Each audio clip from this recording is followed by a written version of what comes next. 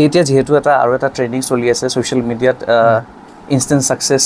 আৰু one night success বা কিছুমানে হয়তো গোটেই জীৱন কষ্ট কৰি বা গ্ৰেজুৱেলি লাহে লাহে যি কাম কৰি ফেলে তেওঁলোকে সাকসেস লৈছে সেই সন্দৰ্ভত আপুনি কি ভাবে কনসেপ্টটো কি ভাবে ইনষ্টেন্ট সাকসেসটো সঁচাকৈ জৰুৰী একেৰাতি সাকসেস হৈ যোৱাটো মানে একেৰাতিটো সাকসেস হোৱা মানে বহুত কপালৰ লিখন বুলি হ'ব পাৰে ভাইৰেলটো একেৰাতি মানুহ হৈ যায় কেনেকুৱা ক্ষেত্ৰত ভাইৰেল এইটো তাৰ নিজৰ ওপৰত কথা হয় একচুৱেলি ভাল সাকসেস যদি লাগে আপোনাৰ একদম মানে শ্লোৱে যায় মানে মোৰ ক্ষেত্ৰতে কম এতিয়া মই মানে আজিলৈ এনেকুৱা একো কন্ট্ৰভাৰ্চিত মই কতো সোমোৱা নাই বা মই কাকো আজিলৈ বেয়াকৈ কৈও পোৱা নাই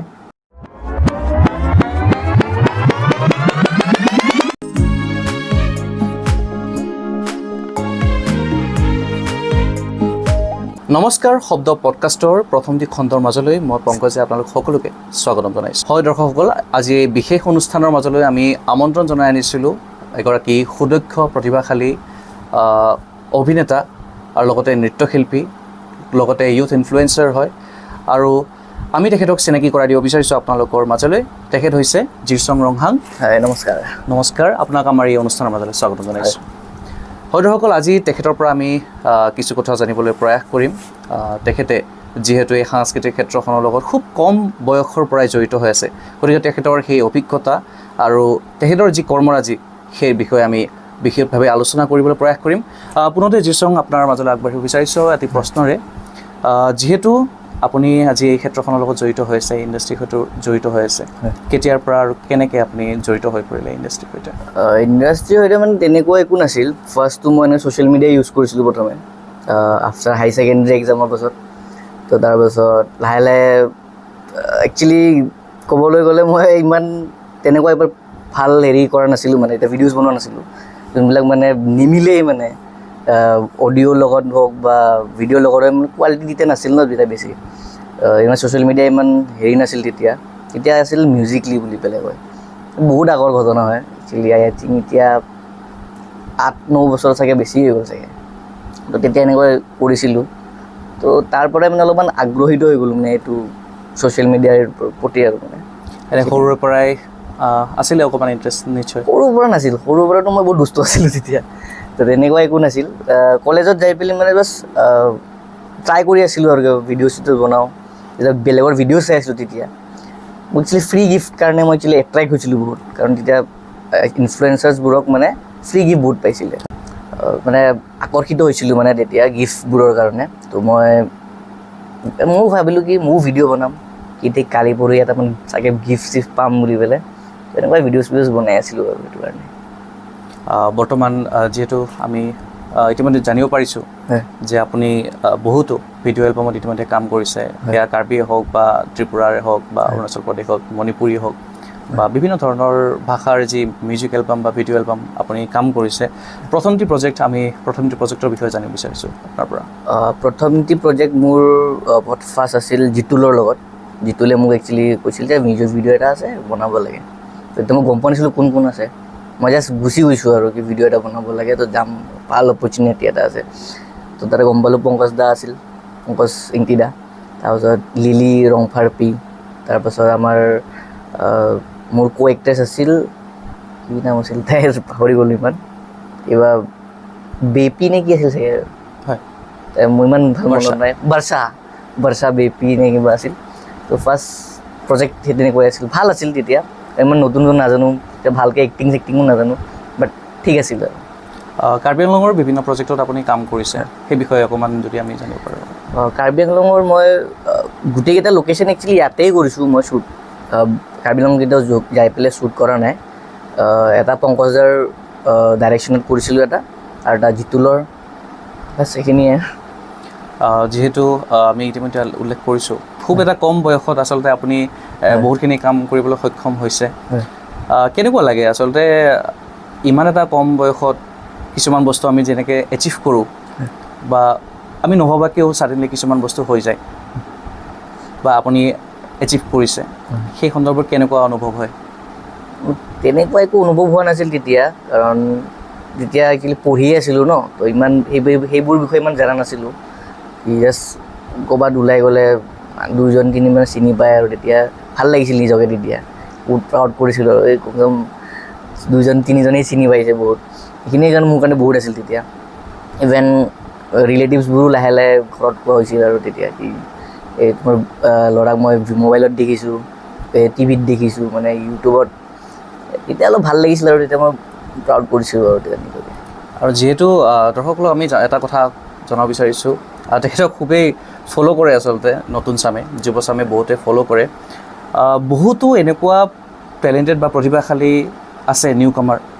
যিসকলে ধৰক এই প্লেটফৰ্মত কাম কৰিব বিচাৰে বা এই ইণ্ডাষ্ট্ৰীলৈ আহিব বিচাৰে, কিন্তু হয়তো তেওঁলোকৰ মনত এটা প্ৰশ্ন উদয় হয় যে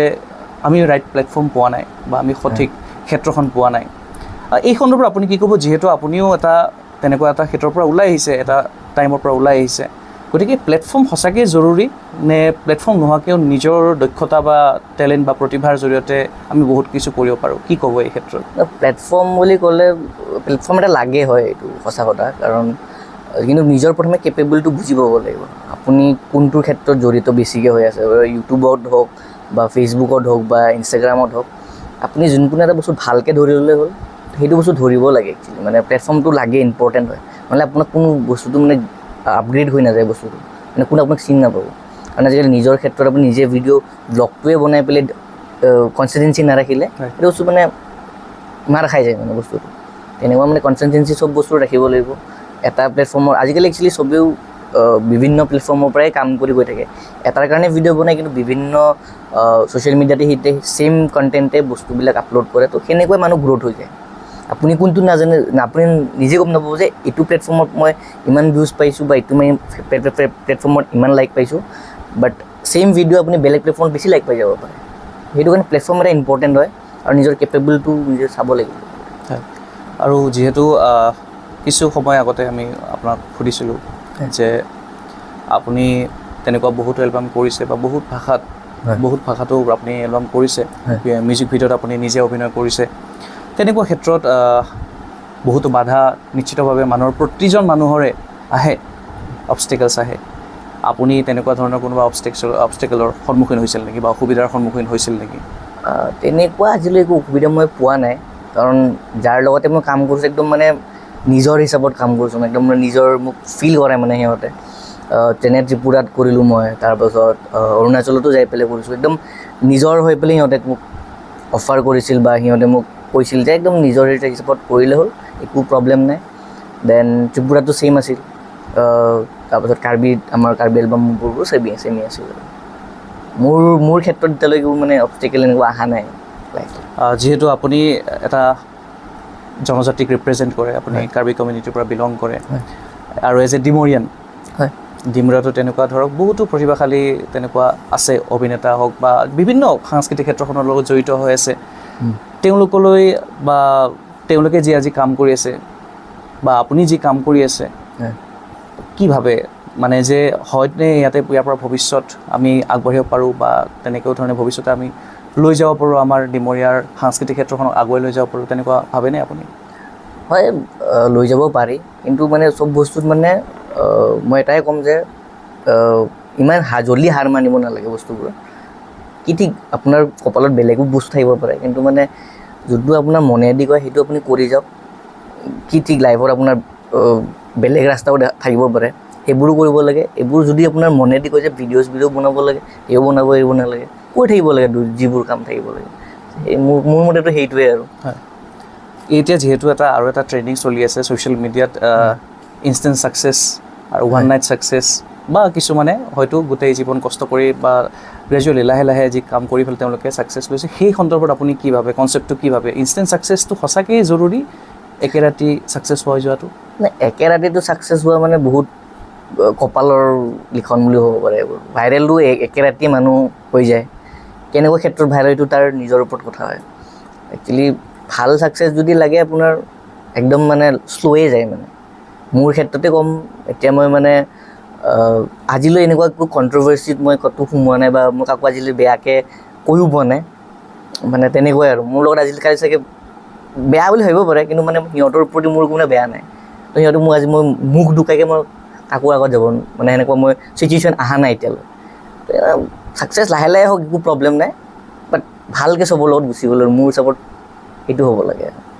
আৰু যিসকলে এতিয়া ধৰক মই যিহেতু অলপ আগতে উল্লেখ কৰিলোঁ যে ত্ৰিপুৰাত বহুতো তেনেকৈ প্ৰতিভাশালী শিল্পী বুলিয়ে কৈছোঁ যিহেতু তেওঁলোকে কাম কৰি আছে নিজৰ নিজৰ ক্ষেত্ৰখনত তেওঁলোকক উদ্দেশ্যি কি ক'ব বা আপুনি উঠি অহা প্ৰজন্ম যি হয়তো আপোনাৰ দৰে বহুতকে ফ'ল' কৰে তেওঁলোকলৈ আপুনি কি মেছেজ দিব বিচাৰিব একচুৱেলি এইটো ক'ব গ'লে কি মানে আমাৰ কিছুমান আছে অসমতে আছে ক'ব গ'লে ডিমুৰে বুলি নকওঁ মানুহে মানে অকলে যাব বিচাৰে মানে অকলেই চব কৰি ল'ম অকলেই চব কৰিম মানে সেনেকুৱা ভাবে মানে তো মোৰ ক্ষেত্ৰত মানে মই ভাবোঁ যে চবেই একেলগে যাব লাগে আজি মই আপোনাৰ লগত ভিডিঅ' বনাইছোঁ কালি পৰহি চাগে এনেকুৱা মানুহ আছে যে আপোনাৰ লগত ভিডিঅ' বনাই যদি অলপমান নিজকে মানে পপুলাৰ কৰিব পাৰোঁ তাৰপিছত তাক পাহৰি যাম আৰু মানে নিজৰ নাম উঠাৰ পাছত মই তাক পাহৰি যাওঁ মানুহ এনেকুৱা বহুত আছে একেলগে কাম কৰি থাকিব লাগে চব একেলগে থাকিব লাগে এটা কাম পালে আপোনাৰ স্পনচাৰবোৰ এনেকুৱাতে আহে কি কাম পোৱা পাছত বহুত স্পনচাৰ পপুলাৰ হোৱাৰ পাছত স্পনচাৰ আহে বহুত এতিয়া ইহঁতে সোধে কি আৰু আছে নেকি কোনোবা বাট কিছুমান থাকে মানে নাই মই অকলে টাইপৰ মানে সেনেকুৱা বহুত থাকে বাট যদি অকলেই ইমান যাব খোজে মানে অকলে যাই লাভ নাই একেলগে গ'লে মানে বেছি বেটাৰ কাৰণ মই সেনেকুৱা বহুত পাইছোঁ কাৰণ মোৰ লাইফত মই যেতিয়া মই কাম পাওঁ মই বেলেগকো মানে মই কওঁ যে ইহঁতে এটা ইনফ্লুৱেঞ্চাৰ হয় ইহঁতেও ভালখিনি ফলোৱাৰ্ছ আছে আপুনি সিহঁতকো কামটো দিব পাৰে পাইছে কিন্তু মানে ইভেন সিহঁতকো চাগে মোৰ কাৰণে কথা কয় কিন্তু আজিলৈকে মানে সেনেকুৱা মোৰ তাত আহি পোৱা নাই মানে বেলেগৰ থ্ৰু দি মই কেতিয়াও কাম কৰি পোৱা নাই চব নিজৰ থ্ৰু দিয়ে কাম কৰিছোঁ বা সিহঁতে চাগে ভাবে মই অকলে কাম কৰোঁ যিটো ভাবে সিহঁতে জিচঙে মোক একো কাম দিয়া নাই মানে কথা আছে তেনেকুৱা বহুত ক'ব নাপায় কণ্ট্ৰভাৰ্চিয়েল বহুত কিবাকিবি হৈ যাব মানে মই ভাবোঁ আৰু মানে একেলগে চব কাম কৰিব লাগে বাছ সেইখিনিয়ে টিমৱৰ্ক কৰিব লাগে থাকে পৰৱৰ্তী পৰ্যায়ত যিহেতু ইতিমধ্যে আপুনি খুব কম বয়সতে মই পুনৰ পৰা কৈছোঁ বহুতখিনি আপুনি আজিও এচিভ কৰিবলৈ সক্ষম হৈছে পৰৱৰ্তী পৰ্যায়ত কেনেকুৱা ধৰণৰ টাৰ্গেট গ'ল লৈ পেলাই আগবাঢ়ি গৈছে ফাৰ্ষ্ট মই তেনেকুৱা ইমান টাৰ্গেট হিচাপত মই ৰাখিছিলোঁ যে ভাল ভিডিঅ'জ বনাব লাগে কাৰণ তেতিয়া ইমান মানে কাকো মানে ইমান পইচা এইবিলাক মানে স্পনচাৰ অহা নাছিল ফাৰ্ষ্ট টাইমত ভিডিঅ'জ বনাই গৈছিলোঁ জাষ্ট এইটোত ভাল ভিডিঅ'জ লাগে কালি পৰহি মোক এইটোত 5,000 লাইক লাগিব বা 10,000 ভিউজ লাগিব এনেকুৱা অলপ গ'ল এটা ৰাখিছিলোঁ তাৰপিছত তেনেকুৱাই ৰাখি এতিয়া এটা ভাল মানে অলপ এষ্টাব্লিছ টাইপৰ হৈ গৈছিল তেতিয়া তো তেতিয়া মই মানে কৈছিলোঁ যে ঠিকে আছে আৰু এনেকুৱাই গ'ল ছেট কৰি গৈ থাকিব লাগিব বুলি ক'লে মই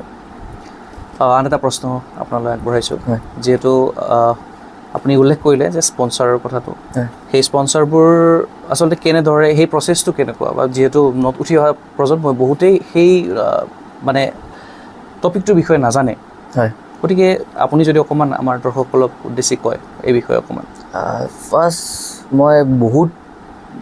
গ্ৰেজুৱেশ্যন কৰি আছিলোঁ এতিয়া ফাৰ্ষ্ট ছেমত আছিলোঁ মই গুৱাহাটী নতুনকৈ শ্বিফ্ট হৈছিলোঁ তেতিয়াৰ মানে স্পনচাৰবোৰ বহুত বেলেগ টাইপত আছিল মানে বহুত পুৰণা টাইপ মই কথা কৈ আছোঁ এইটো তেতিয়া মানে কি আছিল সিহঁতৰ ৱেবছাইটত যাই পেলাই সেইটো এপ্লাই কৰিব লাগে একচুৱেলি ধৰক মই এইটো মোৰ এইখিনি ফলোৱাৰ্ছ আছে এইখিনি আছে সিহঁতৰ তাত এপ্লাই কৰিব লাগে যেনেকৈ জব এপ্লাই কৰে এনেকুৱা আমিও এপ্লাই কৰিব লগা আছিল আগতে কাৰণ তেতিয়া আমাক চিনি নাপায় তেতিয়া আমাক কাৰণ প্লেটফৰ্মত মানুহ ইমান নাচায় তেতিয়া সিহঁতৰ মানুহ আমাক গম নাপায় কাৰণ মই তেতিয়া বাহিৰৰ হেৰিক এপ্লাই কৰিছিলোঁ ন তেতিয়া বেংগলৰ দিল্লীৰ মানে যোনবিলাক স্পনচাৰবোৰ সিহঁতক এপ্লাই কৰিছিলোঁ মই তেতিয়া তো সিহঁতে এপ্লাই কৰোঁতে ফাৰ্ষ্ট স্পনচাৰ আছিল মোৰ এমাজনৰ পৰা কিন্তু সিহঁতে বেলেগ কোম্পানী আছিল বাট এমাজনে সিহঁতক মানে কেম্পেইনটো দিছিল তো কেম্পেইনটো মই তেতিয়া এপ্লাই কৰোঁতে মই চিলেক্ট হ'লোঁ তো এনেকুৱাই আহিছিল আৰু তেতিয়া বাট এতিয়াতো এনেকুৱা মানে কি মেছেজ কৰিলে মানে স্পনচাৰ এটা আহি যায় মেছেজ কওক আৰু আজিকালিতো মেইল চেইল থাকে ডাইৰেক্ট কণ্টেক্টত মানে লগত থাকিয়ে যায় মানে তেনেকুৱা কিবা টাৰ্মছ এণ্ড কণ্ডিশ্যনছ থাকে নেকি থাকে সিহঁতৰ কণ্ডিশ্যনছ থাকে যে আমাক 2 দিনৰ পাছতে এইটো ডেলিভাৰেবলছ লাগিব বা এইটো ভিডিঅ'ত এইটো হ'ব নালাগিব তেনেকুৱা থাকে কাৰণ সেইটো চব সিহঁতৰ চাই পেলাই আমিও কৰিব লাগিব কাৰণ আমি সেইটো কাৰণে কৰোঁ যিহেতু স্পনচাৰৰ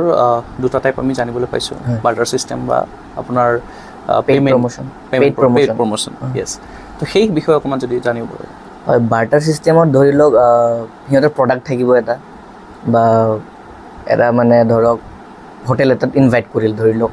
মোক হোটেলটোত মাতিলে তাতে মোক ফ্ৰী ষ্টে দি দিলে ধৰক ফ্ৰী থাকিবৰ কাৰণে দিলে, খাবৰ কাৰণে দিলে, ঘূৰিবৰ কাৰণে দিলে, সেইটোক কয় একচুৱেলি বাৰ্টাৰ ছিষ্টেম। আৰু প্ৰডাক্ট দিলে, এইটো হয় বাৰ্টাৰ ছিষ্টেম। মানে প্ৰডাক্ট দি দিব, আপুনি জাষ্ট ভিডিঅ'টো বনাই দিব লাগে। প্ৰডাক্টটো অলপ থাকে, ভাল প্ৰডাক্ট থাকে, আপুনি বাছত ইউজ কৰিব পাৰে, মানে এনেকুৱা প্ৰডাক্ট দিয়ে, তো সেইটো কয় বাৰ্টাৰ। আৰু পেইড মানে কি হয়, কিছুমান কোম্পানীয়ে মানে ডিল থাকে, যোনটো আপোনাৰ 45 ডেইজ থাকিব, 30 ডেইজ, 15 ডেইজ, তেনেকুৱা মানে পেইড প্ৰমোশ্যনৰ সেনেকুৱা পে'মেণ্ট দিয়ে। ভিডিঅ'টো দিয়াৰ পাছত 35 ডেইজৰ পাছত দিব পে'মেণ্ট, নহ'লে 45 ডেইজত দিব। নহ'লে কিছুমান এনেকুৱাও প্ৰমোশ্যন কৰে যে আজি আপুনি ভিডিঅ'টো বনাই দিলে, আপোনাক আধা ঘণ্টাৰ ভিতৰত বা 10 মিনিটৰ ভিতৰত আপোনাক পে'মেণ্টটোও কৰে মানে তেনেকুৱা। বিভিন্ন ধৰণৰ ব্ৰেণ্ড কলাবৰেট কৰে। মানে আৰু ভিডিঅ'ছবোৰ মানে এপ্ৰুভ হ'ব লাগিব মানে। এতিয়া আপুনি একচুৱেলি ডেমো বুলি ক'ব পাৰে। এতিয়া আপুনি মোক ভিডিঅ' এটা বনাব দিলে, মই ভিডিঅ'টো বনালোঁ, মই তাক এবাৰ দেখাম যে ভিডিঅ'টো ঠিকে আছে, ঠিক আছে, তেতিয়াহে আপলোড কৰিব পাৰিম। যদি মানে সিহঁতক নুসুধাকৈ মই যদি আপলোড কৰি দিওঁ, মানে সিহঁতৰ কিবা এটা পইণ্ট থাকিব ন, সিহঁতৰ ভাল নালাগা, তো সেইকাৰণে ৰিজেক্ট কৰিব পাৰে, ডিফাইন কৰে। তো আমি